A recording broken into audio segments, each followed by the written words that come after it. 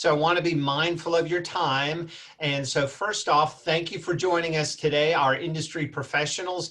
Thank you, App State students, for joining us too. I'm going to do a quick introduction of myself, call on our 4 guest panelists to do a brief introduction of themselves, the company they represent. And if you want to, it's a great opportunity to talk about the positions that you're going to be interviewing and talking with students about this Friday. And so just kind of a little bit of the rules of the game here. And I appreciate most of our students doing this, the netiquette that we've been talking about. If you will keep your selves on mute until it's time for a question. And if you want, you can just put your question in the chat box down below, or put yourself off of mute. And if you want to raise your hand, I'll try my best. I think I can see most of the screen to try to call on you that way. So again, thank you very much for doing this. My name is Greg Langdon. I'm the Associate Director of our Brantley Risk and Insurance Center within the Walker College of Business. And we're so excited to see everybody today. For a few of you who were on here earlier, I was joking that this is a how to work a virtual career fair virtual session. So it's almost like repetitively redundant. So we're very excited to have this event happen. We've been putting countless hours in since May for planning this. Hearing from some of the recruiters, it seems like things are actually working and their schedules are up and students are signing up for these events. So I'm going to call on our 4 industry panelists to do a brief introduction for themselves. So Michele Montoya, tell us a little bit about United Rentals. Hi, my name is Michele Montoya. I'm the regional recruiter for United Rentals. We are the largest equipment rental company in the world. We provide everything you would need in that rental arena, from handheld tools to mini excavators to large mining equipment. We have sales opportunities. We have inside sales, and we have some sales associate programs, and then we also have internships. So we are going to be looking for individuals that are interested in the sales career. And our internship program cannot be done virtually. So we think right now we're anticipating having interns for the summer, but in this world of COVID, we will see. But I'm so happy to be here with you today, and I look forward to an interactive session. Fantastic, thank you. So Jenny, tell us all about EJ Gallo. All right, I'm Jenny Ayers. I'm with the E&J Gallo Winery. I'm an App State alumni. I was there from 2005 to 2009, and in this same type of scenario, I was recruited from App State into the E&J Gallo Winery. So I just celebrated my 10-year anniversary, and in that 10 years, I've done 6 different positions.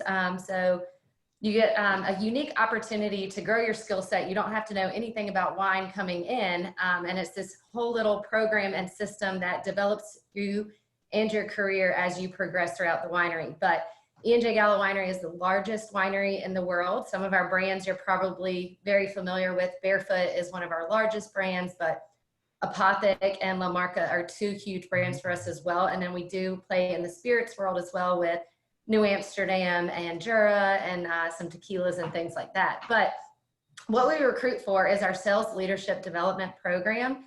And that's a 3-phase process. So we recruit for a sales-driven position where you're managing a territory, then you progress into a manager role where you manage 5 previous use, and then you come onto the winery side, and from there your opportunities of what your job and your position looks like is very vastly different and unique, and is constantly changing as our world continues to change and develop. So I'm excited to meet with you. Anytime being with App State group is always fantastic. So I'm excited to be here.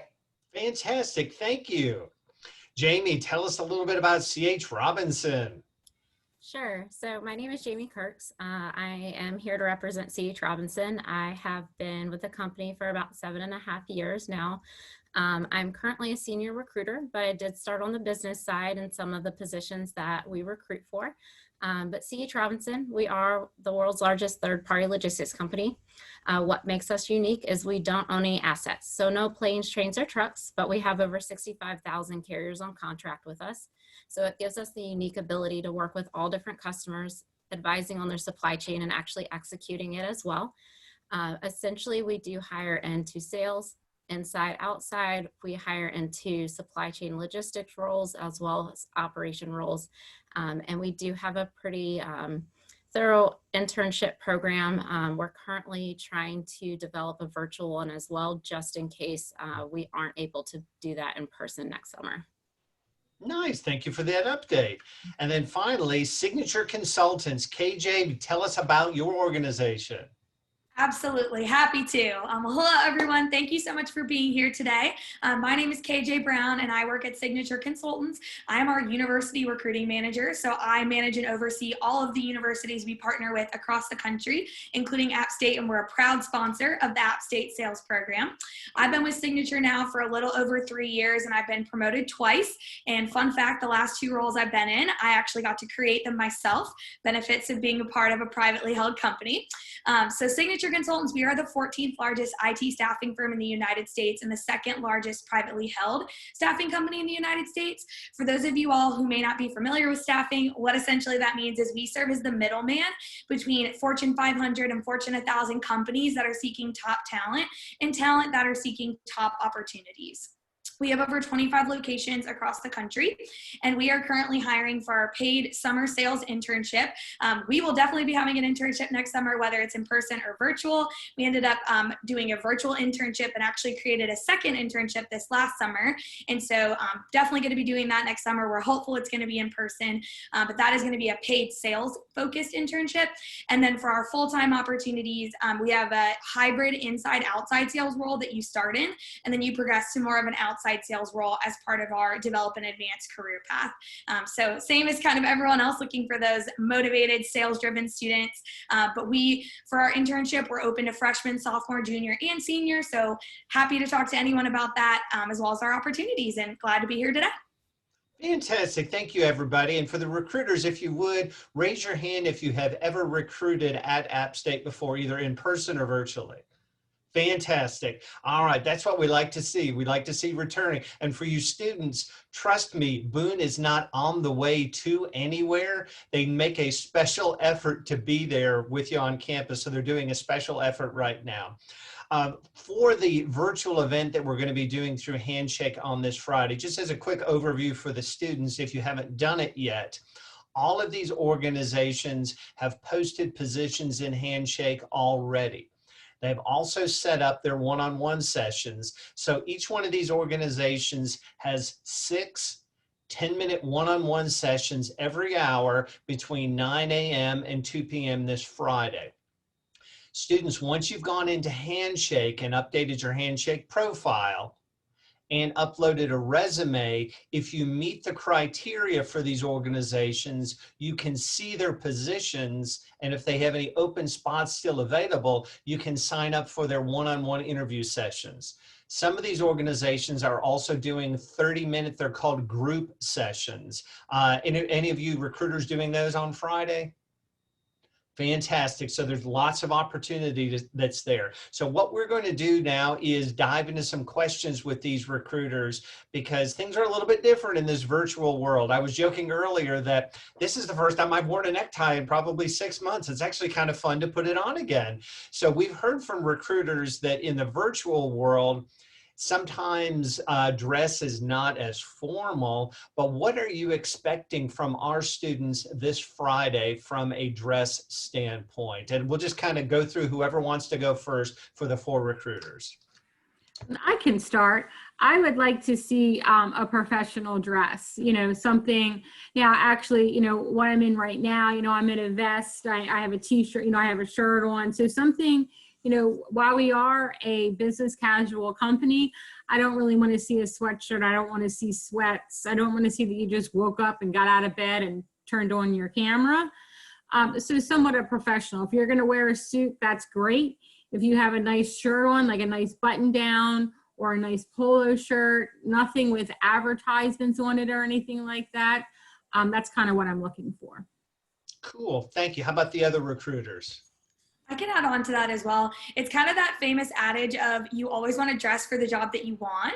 And so even virtually, that would be my recommendation. Obviously, we can't see bottom down. So if you really want to rock the bunny slippers and that makes you feel confident when you're interviewing or talking to recruiters, that's fantastic. We can't see that. But top up, I would tend to agree with Michele. I think it's great to look professional. And I also think the amount of effort that you put in can translate really well through your dress. You don't have a lot of ways to do it because you're not making an in-person impression. And so your dress, your background, these are some of the ways that you can stand out and still look professional when you are interacting with companies. So I don't think it necessarily needs to be the full gamut of a suit and a tie.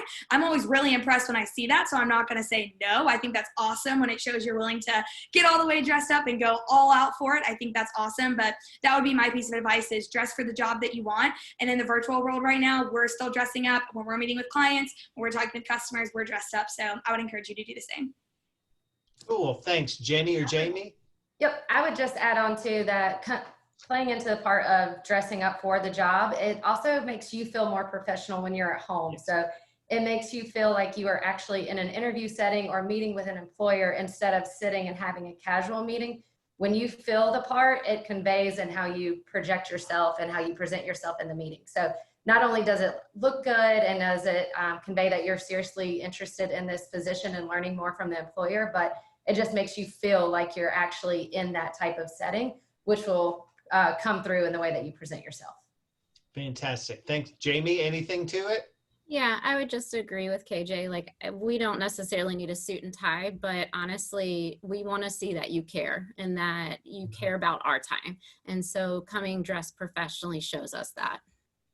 Fantastic. Thank you. And KJ, I think you may have mentioned this earlier. We were going to talk about the background from everybody. And I know sometimes you can go in, you can upload photos and it kind of looks like you're at the beach or anything like that. Is there any specifics that you either recommend or maybe most importantly, don't recommend that students do that would show up as a negative for you? Yeah, that's a great question. So I recognize that not everyone can control that you're in the environment that you're in right now. Everyone's kind of in a different space, and I totally respect that. So my suggestion is work with what you have. So if you're in a space where maybe you have a bunch of young siblings running around, there's not really a good area for you to be in that is looking professional, maybe that's an opportunity for you to use a background. I've talked to some amazing students so far this campus recruiting season who've gotten creative, and maybe they've had their school sports team, and it's the basketball team, and they're like, I'm a huge fan of App State basketball. And it begins as a talking point and a way to start off our conversation and a way to differentiate yourself when you're having conversations and we're talking to people all day. Now on Handshake, I know the way the platform is set up, I don't know that necessarily you can add a specific filter to it. So my suggestion would be to try to find the most effective space that you can. It doesn't take a lot. Right now, I am right in the entryway of my apartment. I am in a 750 square foot apartment. I share it with my husband. He's working as well. And so you wouldn't necessarily know that this is not an office that I've got set up. So people think this is a door to the bed behind me. But I think it's making the most of what you have and trying to find even just the tiniest corner that you can be in. I think if you can have any sort of like blank wall behind you, that's great. Or if you do have things behind you, have things with intention. I think if there's a bunch of things behind you, it can look a little bit chaotic and distracting for the recruiter that you're talking to. But again, that could be a talking point if you've got something behind you that you can bring up during the conversation. So those would be kind of my few tips and tricks, but I'm sure these ladies have more to add on that. Thank you. Anything to add? I would say lighting. I purposely put myself behind a window today so you can see the lighting effect. If I turn my light, you can see now how different it is and how dark I can look. You really want to make sure that you have proper lighting so that you can see my face and that you can see me. I would not necessarily put a window behind me. You want to be careful of that backlight because of how it reflects. So practice, practice, practice. And be keenly aware of what's behind you. If there is something behind you, an inappropriate, a poster, something that you don't want me to see, get it out of the photo. Put a blanket up, put a sheet up, something to cover that up. But really make sure that I can see your entire face, because I've also noticed that people do this. And now I can't see your face. So really practice that, because the more professional you look on the camera, the more professional you're going to come off to us. So if you woke up and you're in bed and you flip on that camera, we're going to see that. So if you sit at your desk, if you sit in the library, wherever it can be, So that was one thing I would add, is that lighting is key. Nice, thank you. Jenny, Jamie? So I've actually personally seen way too many bedrooms recently. And it's very odd as a professional because you feel like you're in somebody's personal space. I would highly recommend, you know, I know students, your only private space on campus might be your bedroom, but try to angle yourself where you're not like that, or use a background. You know, we definitely want to interact with you, but there's definitely that professional level that you need to bring. Like KJ, I found a blank wall. Like you just have to get creative sometimes. I mean, I don't know if y'all are on campus, but even renting a room at the library or somewhere that you can have that blank space. And then distractions. We know you're in your dorm, at home, there's things going on, but the more you can limit that, the better that conversation's gonna go with whatever professional you're talking to. Thank you. Jenny? Yep. I think all the ladies kind of touched on the same points, but we've had a lot of people have success with getting the little clips and hanging just a blank solid sheet behind them. Or if you, like Jamie said, don't sit where your bed is directly behind you, but if you sit on it with your back up against the blank wall, then you have a little bit more of a professional scenery that's not with a distraction. And then also in that same distraction space, the earbuds, if you do have roommates coming in and out or anything like that, that limits the distraction from us of outside noise or anything like that, and allows us to focus more on you. Even if you are navigating a little bit of distraction, we won't necessarily notice that. We can listen to more specifically what you're saying. Cool. Thank you, everybody. And by the way, students, I'm physically in the College of Business right now. I'm in our Brantley Center in my little office, but on Fridays, there's not a lot of in-person classes going on. And many times, especially right now in the COVID situation, for social distancing, there's not enough room in those classes, the classrooms, to have actual in-person meeting. So a number of our classrooms are open with nothing going on in them, especially on Friday. So if you wanted to come in, 20 minutes, half hour before your actual interview times and scope out some rooms, there are some actual classrooms that you can go in the building that's going to have that nice blank wall behind you that won't have kind of a distraction. I'd always heard at these events that guys don't wear too much cologne or females don't wear too much perfume because it takes away from what you're trying to do. In a way, the background is almost too much perfume or too much cologne. It's taking away from what it is that you want to convey. So I appreciate that. Thank you. What's the best thing that a student can do to prepare for meeting with you this Friday? I think it's kind of how it is for the career fair. Like, they can scope out the employers, see who's there. But it's not like a surprise meeting. It's not like you're wandering the career fair and you pop up on somebody and you don't know who they are and you want to hear more. With this scenario, everybody has the tools of the internet to research before that they're actually sitting down to meet with us.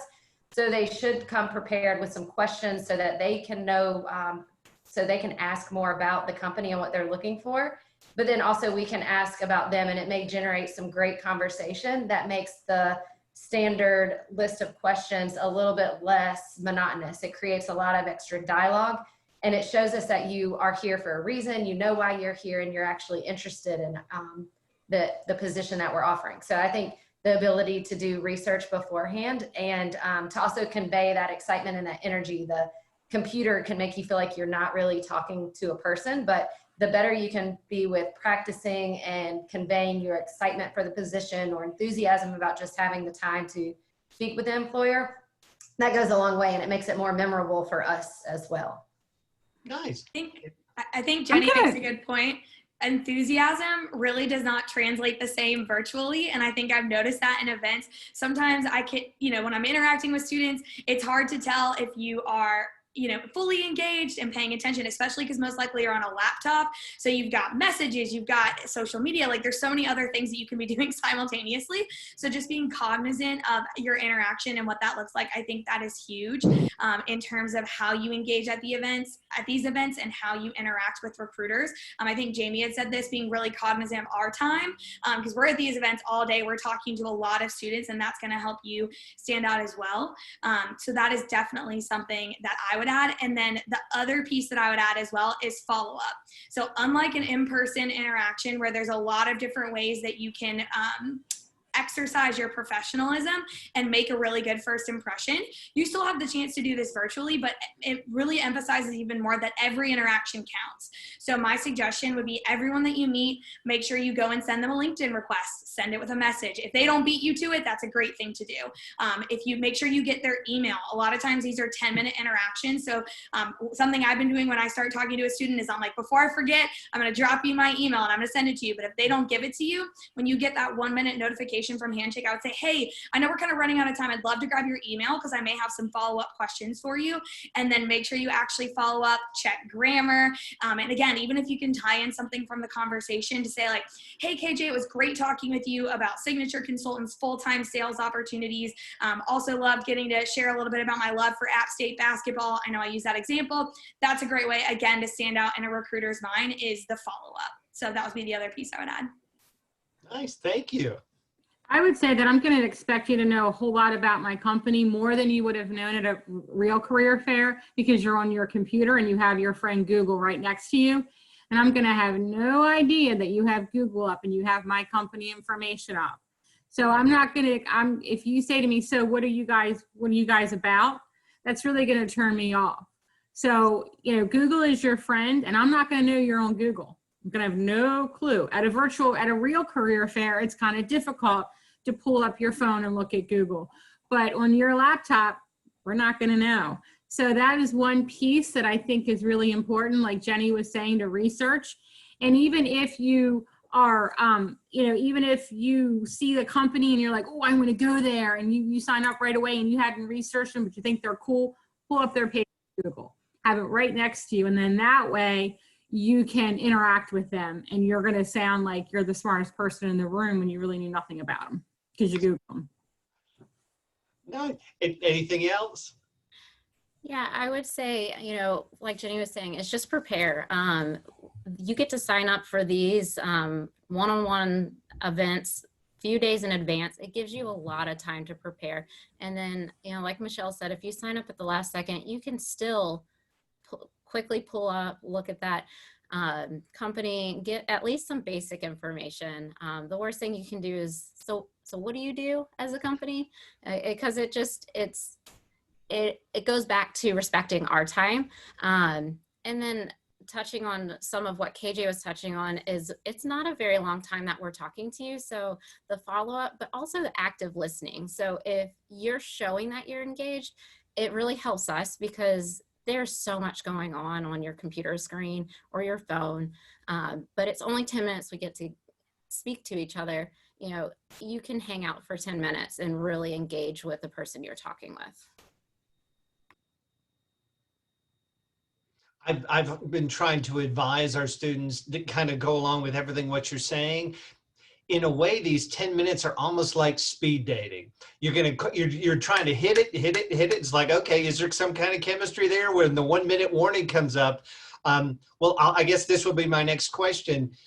Recruiters, do you want this to end with, hey, thanks, I enjoyed so much talking with you.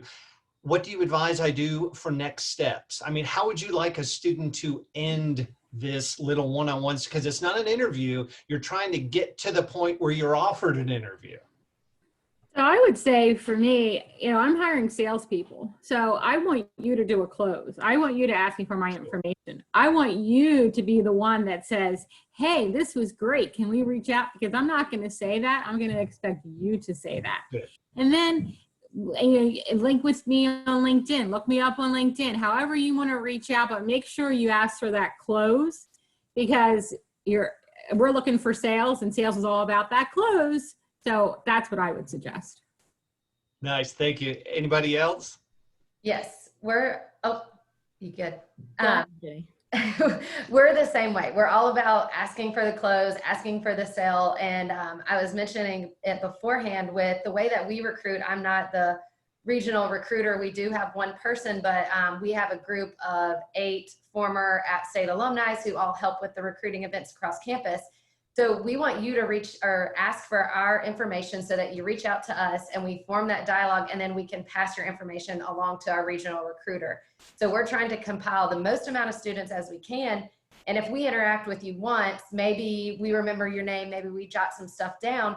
But if you reach out to us and we're like, oh my goodness, I see a name, James. James reached out to me and he's very interested. I'm going to pass that along and say that this candidate was very interested in learning more about our company and what we're doing. So I think asking for that sell and being very direct in what you want your next steps to be, it leaves an impact on how that 10 minutes was spent. Nice. I would even say, even for the non-sales positions, you want to show you're interested. So at the end of the call, just saying, you know, I appreciate your time. I'm interested in your company. What are next steps? Can I get your email? Do you mind if I connect with you on LinkedIn? Some of the most impressive students I've talked with have been not scared to ask that, whether they are or are not looking for a sales role. And those are the candidates that really shine in my eyes. I would say too, I like what Jamie was saying. I feel like when students say thank you, I always really appreciate it. Like, thank you for your time today. It's something very simple, but I think that's a great way to add into the close. And I actually talked to a student yesterday at an event and I was blown away. We got to the end and we were running out of time because 10 minutes is never enough. And he was like, is there anything that would prevent me from moving forward in the process or anything you would like to know further about me? He's like, I'm 100% interested in this role. And I like the way that he positioned that and phrased that. And then he was like, I know we're running out of time, but would you be available? He knew the event ended at 3. So he's like, would you be available at 3:05 for a call so that I could get set up for an interview? And I was like, absolutely. And I called him at 3:05 and he's got an interview today that's going off. And so again, I like that close and going for it. And don't be afraid to put yourself out there and take the next step. You're never going to lose doing that. Everyone's so impressed whenever you take the initiative. So Nice, thank you. And I appreciate, I tried to, I'm using a baseball analogy. It's like I'm throwing you a fastball right down the middle of the plate, knock this thing out of the park. For those students who have not had Dr. Bonnie Guy's professional selling class, you've already just learned what it is all about. You ask for the close in this. So there you, and it's CLOSE is what we're saying, by the way, in this. I've also tried to encourage our students that even though when you have your one-on-ones, you as a recruiter is going to have the student's resume there in front of you because it's going to be up on the screen from Handshake. I've also encouraged our students to have it available in front of them too. Would that be helpful in case they have to kind of walk things through it? Absolutely.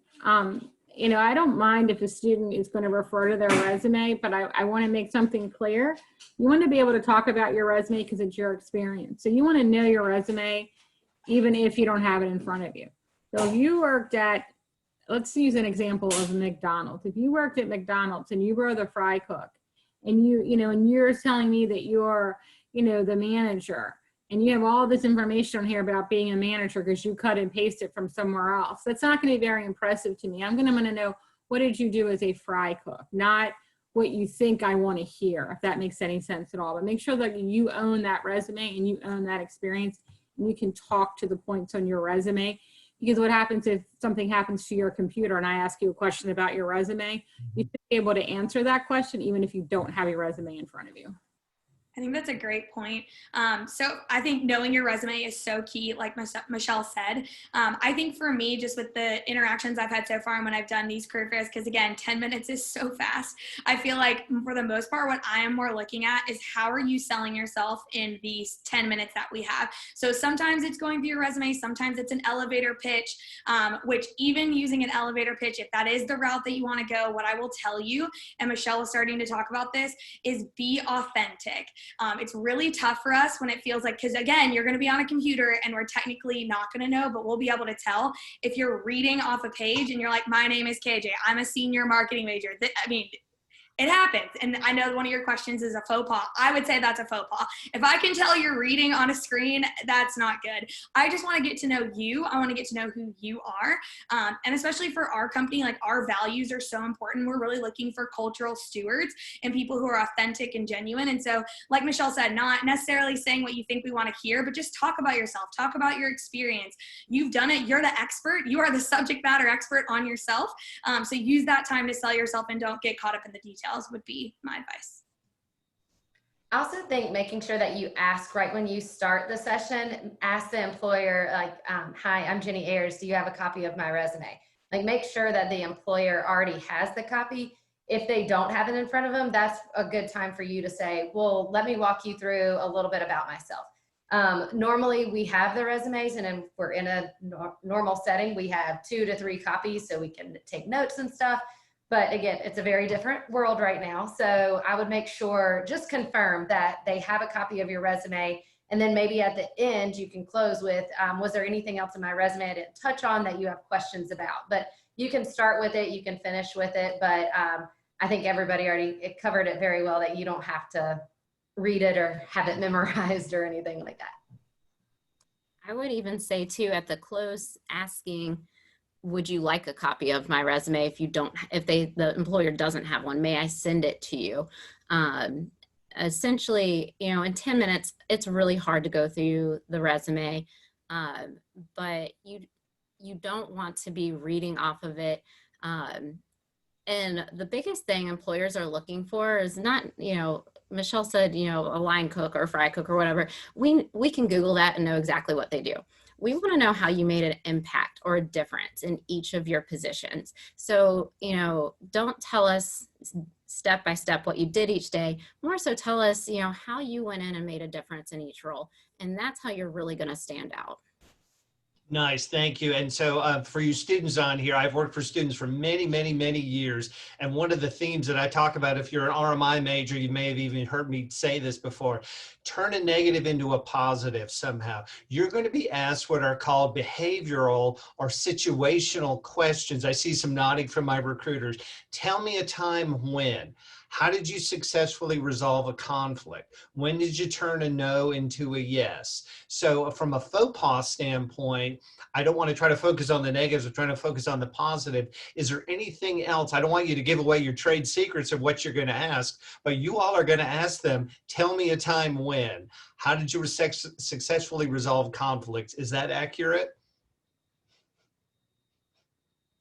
Absolutely. For us, we are all about the situational questions. Whenever you're with the winery, we're constantly presenting our products. We're talking about them. Every single buyer that you go in and interact with is completely different. So you will have 12 different experiences during your day with different customers. And if you can't walk in and have a different attitude towards each one, and how do you move on from a no sell to an amazing sell, like, you have to be able to maneuver between all of those different situations. And so you have to, we'll ask a lot of questions, like if something were to happen, or if your experience as a fry cook and say there was something bad that happened, what was your learning from that, and how did you move forward from that process? So taking that as a learning experience, because that's what we're all doing. We're learning right now from what we're doing. So that the next time we encounter it, we have grown from it and we know how to handle that situation better. So we ask a lot of situational questions, and we try to get a lot of dialogue going, so it's not straight from your resume, but we want it to be, I think KJ mentioned, very authentic. We want it to be something where it's not a pre-thought out scenario, but we want to get you creatively thinking about how you handle things. And that also shows a little bit more of your personality and your leadership skills. And I think too, with behavioral interviewing questions, Jenny just made a really good point. You're not going to know these ahead of time. That's the whole purpose, is to see how you answer on the fly and what that looks like. And it is based on your experience. But my biggest piece of advice is when you do get those questions and you are in an interview, whether it's these 10 minutes at the career fair or a future interview, don't be afraid to take a beat or take a pause to think about your answer and be intentional about the words that are going to come out of your mouth. Because many, many times have I seen it, and I'm guilty of this too. So I will say this and put this out out there of orally processing, where you like go on this roundabout journey and then you like finally end up saying what you were trying to say, but you feel like when a recruiter asks you a question, you've got to immediately answer them, and you kind of are talking, and I'll figure it out while I'm filibustering, and I'll finally get there, and then you get there. But it's been like 3 minutes. And if you would have just taken a beat, it might feel strange to you, but it really is not that strange. And we don't mind. Sometimes we take a sip of water. Sometimes we want to break. We've been talking all day. So it's really okay if you take a beat and be more intentional in the answer that you're going to give. Because to Jenny's point, and like what I said, we want it to be authentic. We don't want you to feel like you're saying what we want you to hear. So when I see someone take a beat, I'm like, wow, they're taking in this question and they want to be intentional in terms of what they're going to say. So that's my one piece of advice for behavioral interviewing questions. And I would also say, use your experience. So if you don't necessarily, for instance, if I say to you, hey, tell me about a time you had to turn a no into a yes. If you don't have that exact experience, think about a time in your life where you had to do that. I'm not going to expect you to have the professional experience. What I'm going to expect you to have is those skills and maybe even those experiences. And it doesn't necessarily it could be at your fraternity when you were, or your sorority when you were trying to sell something to a company and they said no, and you were the treasurer. I mean, it can be a wide gamut of things. It could be a time when you asked for an extension on a paper and the professor, and you had to negotiate that with the professor. Those are the kinds of things I'm going to look at, kind of like the real life. If you don't have an exact example, try to go through, like KJ said, take a minute and try to think about a time that you had a similar experience and then make it relatable to what I'm asking. I would agree with that. So as students, we know that not all of you have had professional experience yet. So leverage your school experience, your projects, any life experience that can answer the question. And then I'd also say, you're not going to know what questions we're going to ask ahead of time, but hop on Google, start getting used to some of those questions, because honestly, if we don't ask you one that you've read, it's probably not going to be far off a variation of it, and start thinking through your experience. So if I'm asked about negotiation, what have I done in the past that would be viewed as a negotiation? How can I answer a negotiation question or a conflict question or whatever it may be? And then the last thing, do not forget the results.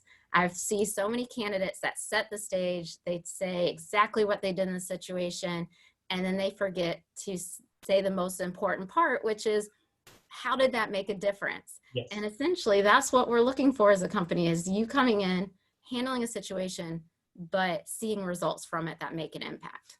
That's the close. Okay, I'm sorry. I'm getting off my soapbox now. Jenny, anything else to add, or were they right on? Okay, great. Is there any specific time that you'd rather have students? I know it's from 9 until 2 on Friday. Is there any better or worse time for you to do these one-on-ones with students? As long as they sign up, doesn't matter. First slot, last slot. We're going to bring, now what I will say, the only thing I'll say about this, we're going to bring the same experience and the same energy and enthusiasm at 9 a.m. that we're going to bring at 2 a.m. We ask that you do the same.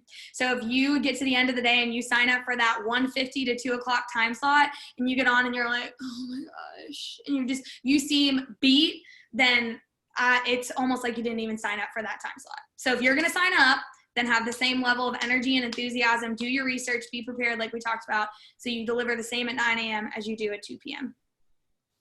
I would even go off of that and say, if there's an employer that is just like your number one, or you have a top 3 or something, don't make it your first time slot. Use your first couple to warm up, but do it earlier in the day so you are fresh, so that you're not getting to end the day and feeling ingenuine because you're fighting through that fatigue, because it's exhausting. We're going to bring that energy, but we know it's tiring. By the time you're talking to your 15th person, you're like,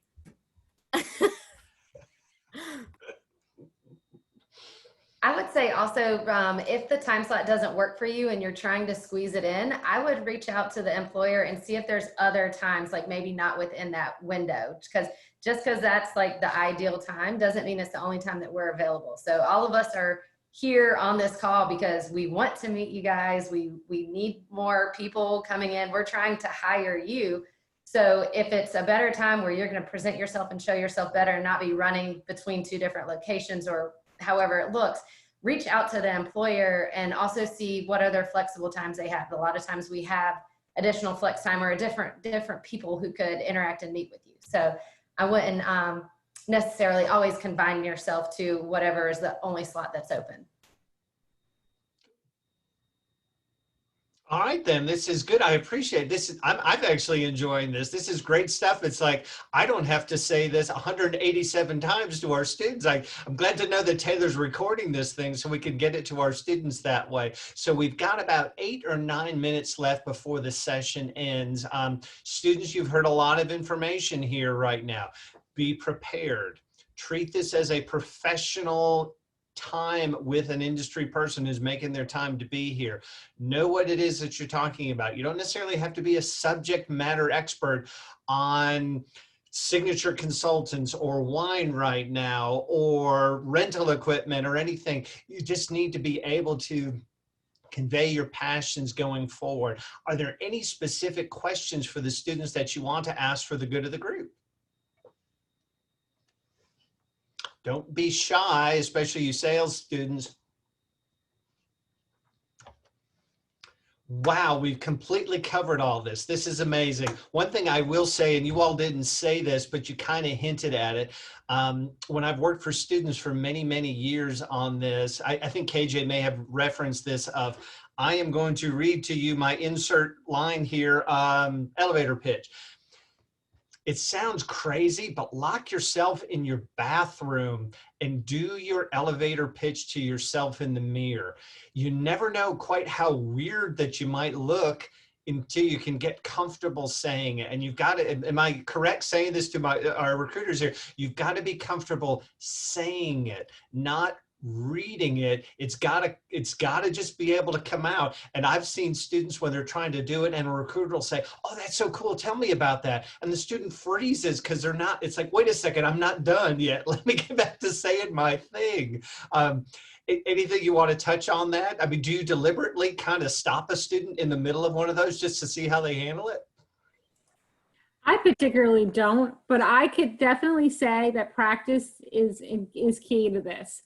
Because, you know, making sure you have I cannot stress enough, making sure you have the proper lighting, B, it's your face and not everything else, you know, and see that you are ready and you have that elevator pitch ready to go. Do it to your friend, do it in front of a mirror, do it in a camera, open a Zoom meeting yourself and just, you are the only one and you can just Zoom all day, boom, boom, boom, bang it out, bang until you feel comfortable. Because we've all had to practice. We just didn't wake up this morning and go on to Zoom and we all had to practice. So, you know, we all had to do it. We all had to find different rooms and, you know, so, I think that's the key. I would also say too, it is a common misconception that an elevator pitch is a monologue where you have to get up there and you say, hi, my name's KJ. Blah, blah, blah, blah, blah. Oh, okay, I'm done. I just delivered it. I'm done. It's all on the recruiter now. You're talking. As much as you probably like it for it to be that way, you can make it more of a dialogue. And honestly, sometimes I prefer that rather than you just like talking straight for 90 seconds to 2 minutes. And so it's okay to introduce yourself, talk for a little bit, pause, ask a question.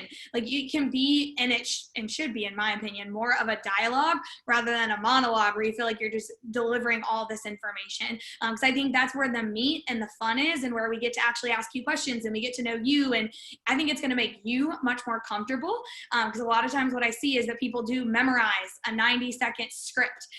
If that's the route that you want to go and you want to have kind of your set facts, my number one tip for you would be I would not recommend actually writing it out. I would not write out word for word what you're going to say because what I've seen happen is that students rely so much on that. And then when they're on a Zoom and they don't have it in front of them and they miss one word, they get super flustered and they feel like they have to start over. They lose their place. They're skipping over. They're flustered. And again, we only have 10 minutes. And so trying to like get back from that can be challenging. And so if you do want to go that route, maybe you do bullet points. So you're like, okay, these are the 5 things that I want to mention. I'm going to mention my name, my major, when I'm graduating, the types of positions I'm interested in, and like list out what you want to do. And then that way, if you do things out of order, it's okay. We have no idea what you're going to say. We don't know what's out of order. We have no idea. You skipped your favorite section. Just roll with it and be confident. We're just excited to talk with you. So that would be my advice for elevator pitches. KJ, you said exactly what I was going to say. You know, do not memorize something. We want it to be conversational. List out what you want to touch on just so you have a quick reference to help guide you. But if you miss something, we don't know. We just want to get to know you. And a lot of times if you make it conversational, we'll get to that point where we're asking questions back and forth and we'll learn about you. You know, if you really feel passionate about having a spiel at the front end, that's fine. But I highly recommend not having a written out word by word, whatever. Just speak to yourself about yourself. You know, you're the subject matter on yourself. It shouldn't be hard to 30 seconds to a minute. Just give us a brief overview of you, what you're doing, what you're looking for. And I know we're throwing a lot at you all. To give you kind of a real life example, like I said, I just did a career fair yesterday on Handshake. I met with 2 different students. One walked away with, I believe, 10 interviews that he had set up, and another walked away with only 1. The only difference between those 2 students was preparation. So if you take one thing away from today, it is preparation. One of my favorite quotes is, the more you prepare, the luckier you get. So you can say it's luck that someone walked away with 10 interviews, but I think it's about the time and the effort that you put into it. So if you have just been zoning out during this entire conversation, prepare. This would be my big piece of advice. Anything from anybody else? I was just going to add to all of that is just, again, like prepare to be yourself as well. I'm one that in our interviews, when you start talking and telling us about your elevator pitch, say you're from a certain hometown, I'll say, oh my goodness, I've never been there. Tell me a little bit about your hometown. So I tend to be, and a lot of us tend to be, where we will stop you because we don't want it to seem like you're just sitting here blasting us with facts. We want to get to know you. Like, this time is for us to realize, are you a good fit for our company? But we also want, you're going to be somebody who's working with us. So we want to make sure it all works together. So we will stop you and ask you questions, ask you to elaborate to make it become more of a comfortable dialogue. So we want you guys to come into all of these interviews feeling comfortable as well. So again, practicing, being prepared, but then also being ready to be comfortable in front of a computer screen and have a conversation. So I think all of that kind of comes into a nice package if that's how it all happens to work out. But I think as long as you're prepared to be yourself and know what you're looking for, that it'll work out for all of you. Fantastic. Taylor, I appreciate we got the 2-minute warning here right now. I figure a great way to end this would be the close for our recruiters. So recruiters, if you would go in the chat box and under the everybody, if you wanted to put your name, you know, your organization, if you want to share your email, how they can get in touch with you for everything, or even if you just want to say, you know, look me up on Handshake for this Friday. So that will be our close going into it. So students, before you leave, check the everyone in the chat, and the recruiters are going to put their contact information. Ladies, thank you so much. I've enjoyed this. I feel like I'm energized. I want to go run through a brick wall and go do the career fair on Friday. So thank you, everybody. And students, it sounds like I'm being a dad here or a parent. Listen to them. Prepare. It's kind of like the old thing of plan the work and then work the plan. That's what you're trying to do for Friday. So I think most of the recruiters have put their information in here. We're finished when everybody's done. So ladies, thanks again for everything. I really appreciate it. I got to find my little reaction thing and do the thumbs up here. Thank you so much for having us. We appreciate everybody. it. See you on Friday. Sounds good. Bye, everybody. Good luck on Friday. Thank you for your time.